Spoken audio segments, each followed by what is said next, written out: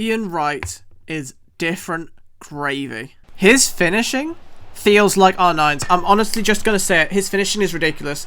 Don't care that he hasn't got a 5-star weak foot. He still bags goals left, right, centre. Inside the box, it's almost definitely going in. This has to be. His shot power is also pretty nuts. Granted, the finishing is a little bit better, but when is the last time you've seen a goal like this?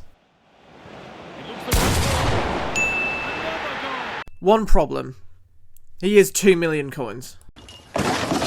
Whilst the price does seem excessive, take it from somebody who has tried a lot of the top tier cards. This man is worth it. I have been using him in a 4-5-1 as my sole striker this weekend league, and he has done the business. This man is everything I need him to be. The press proven really helps him in the physical duels, especially when winning aerial battles, and taking a touch is much easier because of it, meaning he scores a lot more volleys because he has the ability to take his time and control the ball. He never shied away from headers, be it to play a pass or to just score a goal with one as well. He has that ability too.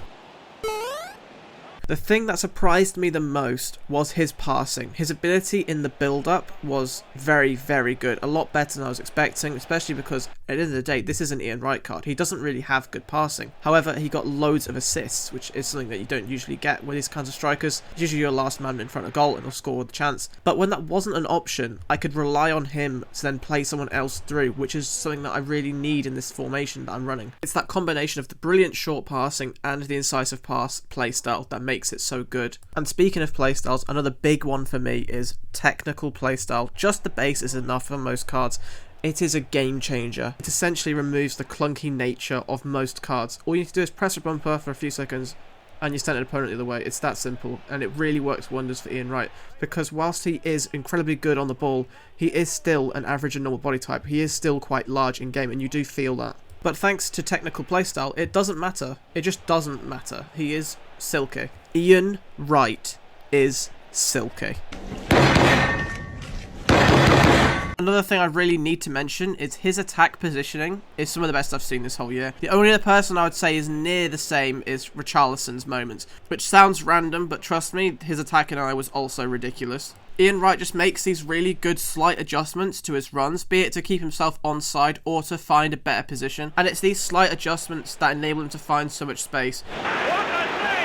His first touch playstyle means that he doesn't really need too much room anyway, but when he receives the ball, he's already got enough space to take 2 touches maybe, and then he's on goal, and your opponent does not want him on goal.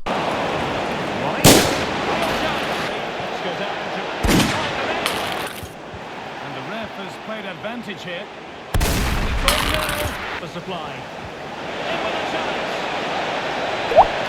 Oh, mischievous attempt. And there is the goal. For me, the only few real downsides are he can't trivela and his finesse shots are sometimes a little bit dodgy. This does mean that at range, his shooting was more limited than most other cards. He can't consistently score from beyond the box, which is where his pace did come in quite handy. He is quite quick in game, especially because he has quick step playstyle plus. It means his speed boost is a bit broken. It means he's quick to get going. However, despite him having rapid playstyle base, he will still get caught by most top tier centre backs. And this is where the fact that he has faster skill moves comes in especially handy. It just means that you can outmaneuver most players. Now, when it comes to the chemistry style that I would go with, it's mainly personal preference. There's some cons and pros to all the different ones I tried. I basically narrowed it down to either a Hawk, an engine, or a finisher. Personally, I went with a Hawk because I just like the controlled explosive run style way more than any of the ones that are available for this card. However, this does mean that his balance is a little bit low, which means he will hit the post a few more times and he misses a couple more shots. So with an engine, you'll find him much more clinical, and engine's probably the most widely recommended one. I would only really go with a finisher if you really know your stuff when it comes to skill moves, and you're just going to be using skills with him. Rolls are also not an issue for him. He's got every single good one, double plus, which is fantastic. It means he's got the perfect AI for those positions. It just gives you a bit of versatility where you can play him in a way that suits your play style. This card really just has everything. I've got to say, for me, he has everything I want in a striker. The 4-star weak foot was legitimately so good that it took me 3 games to realize he had 5-star skill moves instead of 5-star weak foot. And he has had the best weekend league record of any card I've tried. So for me, Grassroots great icon Ian Wright is a 9.5.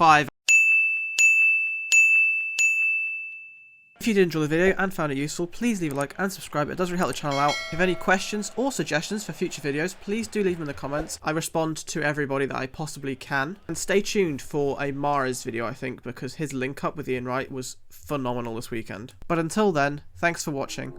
Goodbye.